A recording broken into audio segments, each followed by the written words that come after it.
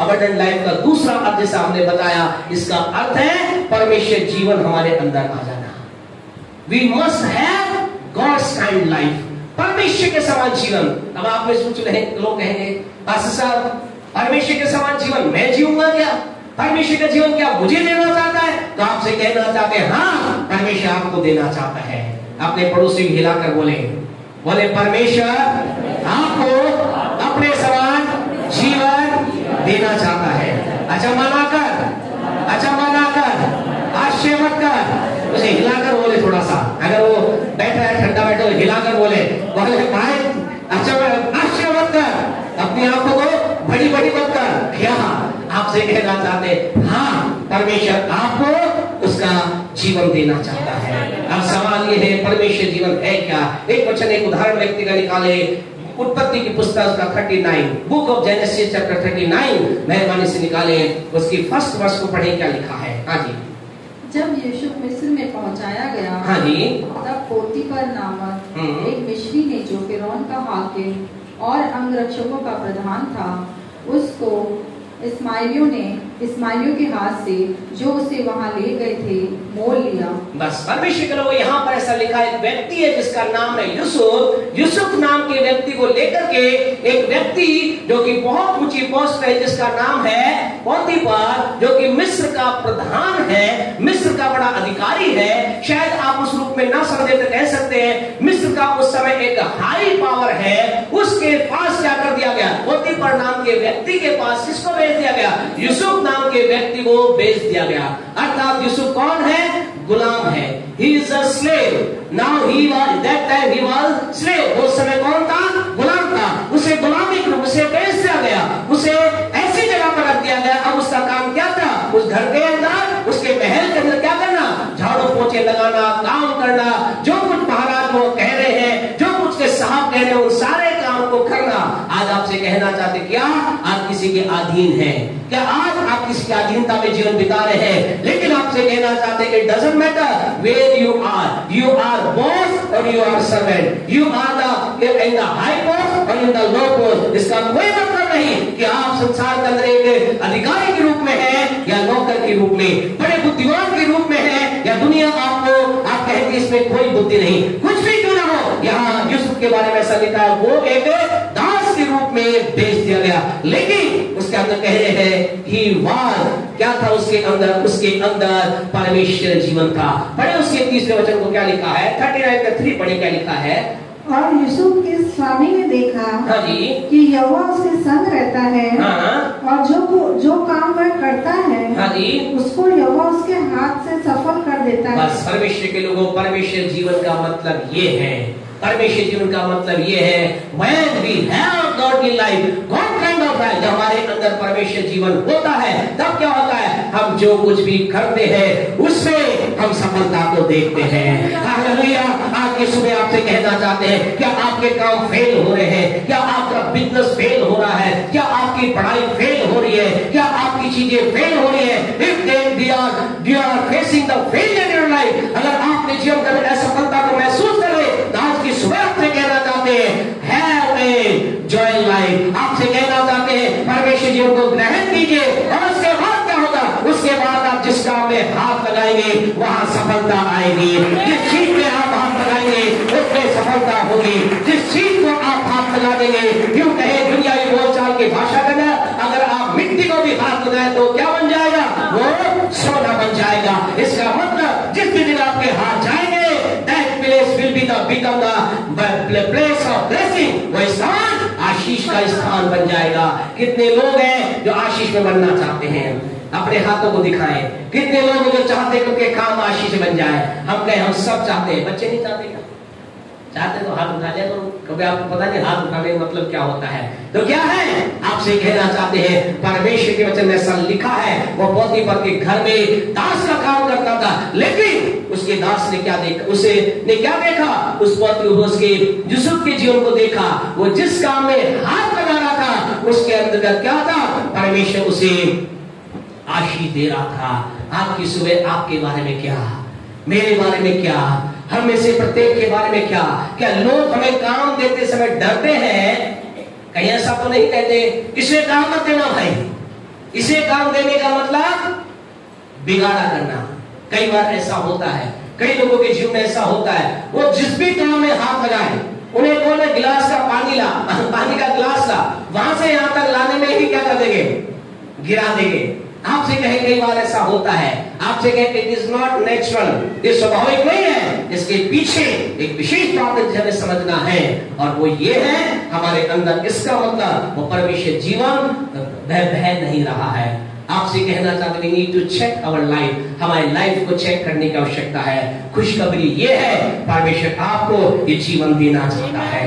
अच्छी बात ये है परमेश्वर चाहता है कि आप इस परमेश्वर जीवन का आनंद ले। यह ऐसा लिखा है इसके जीवन के अंदर जिस भी चीज में हाथ लगाता आशीष में हो जाता, ये उन्नति करता गया, बढ़ोतरी करता गया, राज्य राजा के बीच में इसका नाम और नमान और सम्मान करता गया। लेकिन एक टाइम ऐसा आया इसके ऊपर गलत दोष लगाकर इसे जेल में डाल दिया गया, और जब इसे जेल में डाल दिया क्या हुआ, इसके अंदर से परमेश्वर जीवन खत्म हो गया। अब ये क्या कर रहा है, जिस भी काम में हाथ लगा रहा है गड़बड़ हो रही है। आपसे कहे ऐसा नहीं था। पढ़े इसका 39 का 22 पढ़े, क्या कहता है, उत्पत्ति Genesis book of Genesis chapter 39 verse 22। हाँ जी चलिए चलिए हम जल्दी खत्म करें। इसीलिए बंदीगृह के दरोगा ने उन सब बंदियों को जो कारागार में थे यूसुफ के हाथ में सौंप दिया। क्या हुआ, जब ये व्यक्ति कहाँ गया, बंदी गृह में डाल दिया गया, जेल में चला गया। गलत कारण से इसे कहां डाल दिया, जेल में डाल दिया। लेकिन जब ये जेल में गया तो क्या गया, जेल में भी इसे बॉस बना दिया गया। He was boss in the jail। आपसे कहना चाहते जेल के अधिकारी ने क्या किया, कहा जितने भी काम यहाँ होंगे सब क्या होंगे, सब कुछ यूसुफ की देख रेख में होंगे। और क्यों ऐसा किया, 23 को पढ़े, क्या कहता है जल्दी से। यूसुफ के वंश में हाँ जी जो कुछ था उसमें से बंदीगृह के दरोगा को कोई भी वस्तु देखने न पड़ती थी, कोई वस्तु देखने नहीं पड़ती थी, क्योंकि यहोवा यूसुफ के साथ था, क्योंकि यहोवा यूसुफ के साथ था। और जो कुछ वह करता था, ध्यान से सुने जब मैं पढ़ने जा रहा है, और जो कुछ भी यूसुफ करता था यहोवा उसको उसमें सफलता देता था, उसमें सफलता देता था। क्या जोरदार ताली नहीं बजाएंगे आप, क्या जोरदार ताली नहीं बजाएंगे आप।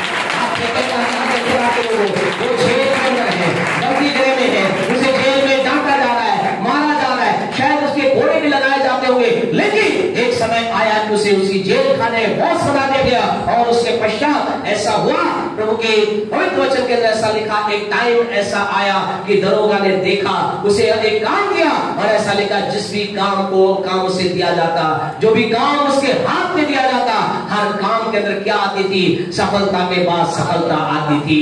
Everyone he received success after success, सफलता के बाद सफलता उसके जीवन के अंदर आती थी। आपसे कहना चाहते हैं जो एक व्यक्ति जिसके जीवन में परमेश्वर जीवन होता है, असफलता उसका जीवन का हिस्सा नहीं। Hallelujah hallelujah, praise the Lord. क्या आप कह सकते हैं मेरे जीवन का हिस्सा, बोले मेरे जीवन का हिस्सा असफलता नहीं, मेरे जीवन में सफलता ही सफलता है, सफलता है, जो से बोले सफलता है। हम नहीं कहते खुदा को, आपसे कहना करते परमेश्वर आपको काइंड ऑफ लाइफ देना चाहते हैं। इसका मतलब you will be success in every area of your life. जीवन के हर एक क्षेत्र में आप सफलता को प्राप्त करें। मैं हमेशा अपनी बात की घोषणा करते आज एक बार फिर कहना चाहता हूं, मैं जीवन में कहीं भी असफल नहीं हो सकता। आपसे कहना चाहता आए देख लेना, कुछ बातें कभी ठीक नहीं नजर आ रही, लेकिन in the time is coming. आपसे कहना समय आ रहा है, when you will see the world will see। समय आ रहा है जब आप देखेंगे, लोग देखेंगे मुझे और आपको उस सफलता की चोटी पर बैठने देंगे। Hallelujah hallelujah hallelujah. आपसे कहना आप सफलता की चोटी पर जा रहे हैं, आप बड़े ऊंचाई पर जा रहे हैं। और आपसे कहना चाहते हैं आपकी ताकत से नहीं होगा, ये आपकी बुद्धि से भी, लेकिन इससे होगा कि आपके अंदर you have the gods kind of life. आपके अंदर परमेश्वर जीवन होगा, आपके अंदर परमेश्वर जीवन रहेगा। इन दिनों में कहना चाहते खुदा के लोग, विशेष एक बार फिर उठा के बनाना चाहते जवानों को, जवानों खोल दीजिए अपने जीवन को खुदा के, खुदा आपके जीवन में 100% बसने पाए, 100% बसने पाए। खुदा आपके रग रग में खुदा पाया जाए, आपके हर सांस में खुदा पाया जाए, आपके शब्द में खुदा पाया जाए, आपके गीतों में खुदा पाया जाए, आपकी मोबाइल में खुदा की बातें हो,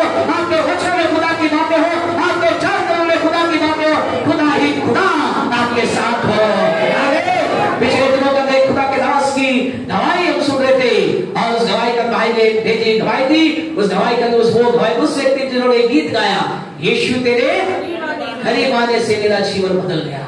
उनके जीवन की गवाही के अंदर लास्ट पार्ट, उनकी गवाही बहुत कुछ थी, वो सारी गवाही को ना बोल करके लास्ट पार्ट को हम बोलना चाहिए। और उन्होंने प्रभु के उस दास से, जो जवान है, उन्होंने कहा, उन्होंने अपने जीवन के अनुभव से कहा, क्या कहा?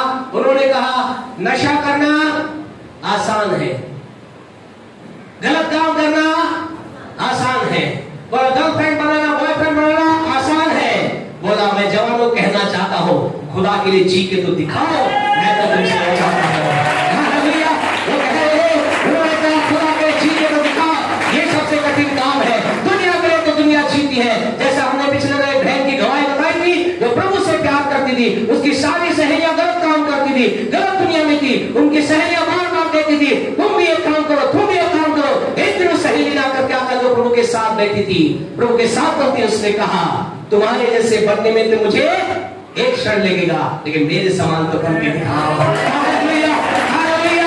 आपसे कहना चाहता हूं, कोई बताओ, अरे शुद्ध रख के तो दिखाओ, बेकार जीवन जी के तो दिखाओ।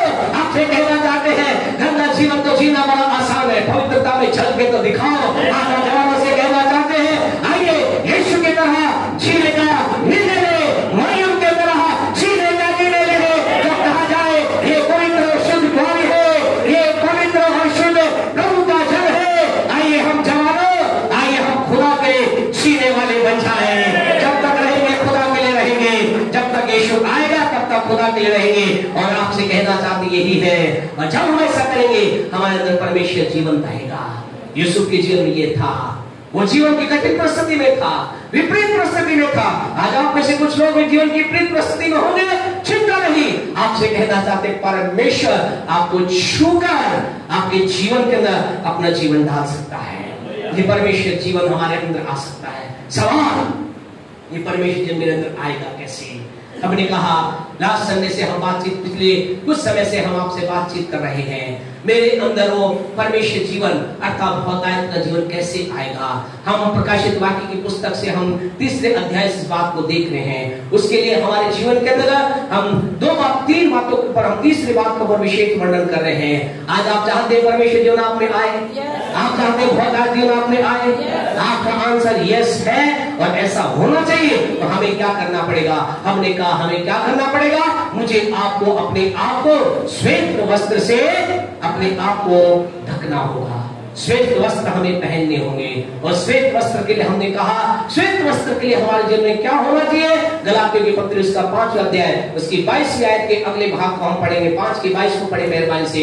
गलातियों 5:22। आपके अंदर परमेश्वर जीवन आएगा, आप परमेश्वर जीवन का आनंद लेंगे, अर्थात बहुतायत के जीवन का आनंद लेंगे। आपको मुझे क्या करना पड़ेगा? अपने आप को श्वेत वस्त्र से अपने आप को ढांपना होगा।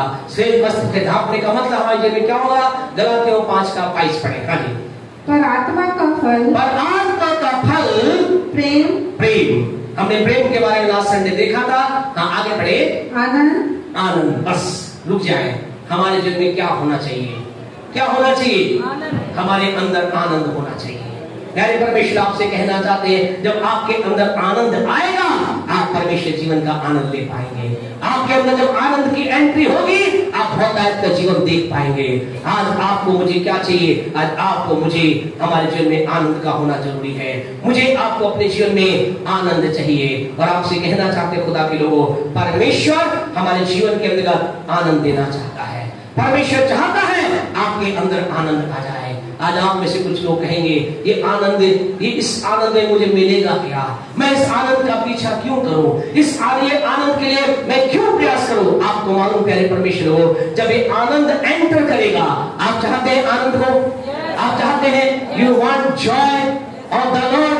आप परमेश्वर का आनंद चाहते हैं? आपसे कहना चाहते, अगर चाहते हैं तो हमारे जीवन का प्रभु देगा। लेकिन कुछ लोग कहते हैं, मुझे आनंद लेने की क्या जरूरत है? मुझे तो दुनिया की खुशियां ही काफी है, मैं तो दुनिया के खुश में, दुनिया की चीजों में खुश हूँ। आपसे कहना चाहते हैं, आनंद और खुशी में अंतर है। परमेश्वर आपको आनंद देना चाहता है। बोले, परमेश्वर मुझे आनंद देना चाहता है, आनंद देना चाहता है, आनंद देना चाहता है। आपसे कहें इस आनंद से क्या होगा।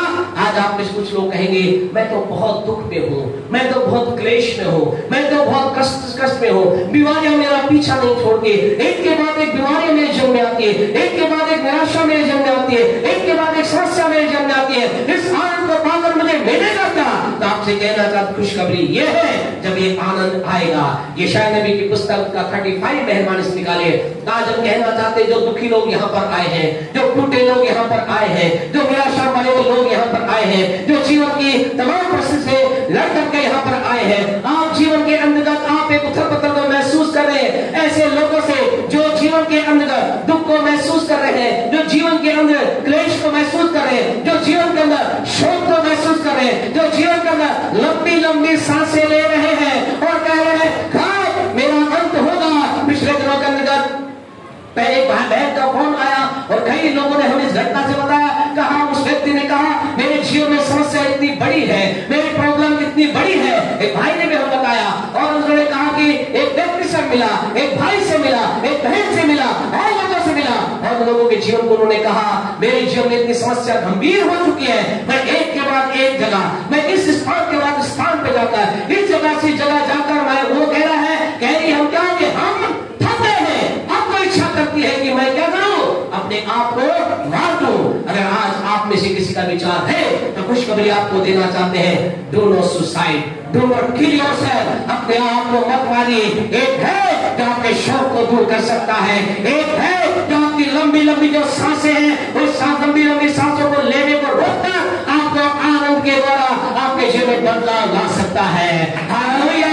आज की सुबह आपसे कहना चाहते हैं अपने आप को मारने का प्रयास मत कीजिए, उन समस्याओं के अंदर अपने आप को डालने का प्रयास मत कीजिए। आज से कई साल पहले मेरा जीवन भी ऐसा था, हम में से कई लोगों का जीवन ऐसा था। प्रभु के महान दास जो प्रभु परमेश्वर के पास चले गए डॉक्टर डीजे दिनाकरण का जीवन भी ऐसा ही था।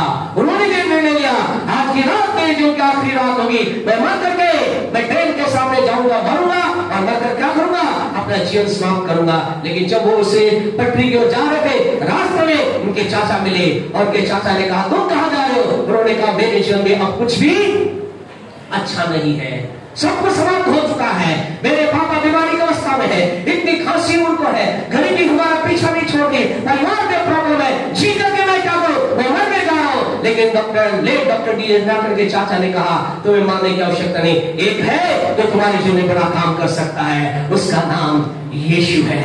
और उन्होंने एक साथ हालेलुया और प्रभु के दास की गवाही है, उन्हें एक साथ 10 सवाल उनके साथ पूछे। उन्होंने क्या तुम्हारा यीशु मुझे नौकरी देगा? उनके चाचा ने कहा हाँ। क्या तुम्हारा यीशु मेरे जीवन को बदलेगा? उन्होंने कहा हाँ। क्या तुम्हारा यीशु मेरी गरीबी को दूर करेगा? उन्होंने कहा हाँ। क्या तुम्हारा यीशु मेरे परिवार को बदल देगा? उन्होंने कहा हाँ हाँ हाँ। और इसी बात को लेकर उन्होंने कहा okay I will give a chance to Jesus, मैं यीशु को एक मौका दूंगा। प्रभु के दास घर गए और घुटनों पर आ गए और घुटनों के बाद आकर उन्होंने रोना चालू किया और ऐसा उनकी गवाही है, वो रोते रहे 2 से 3 घंटे रोते रहे, अपने पापों का पश्चाताप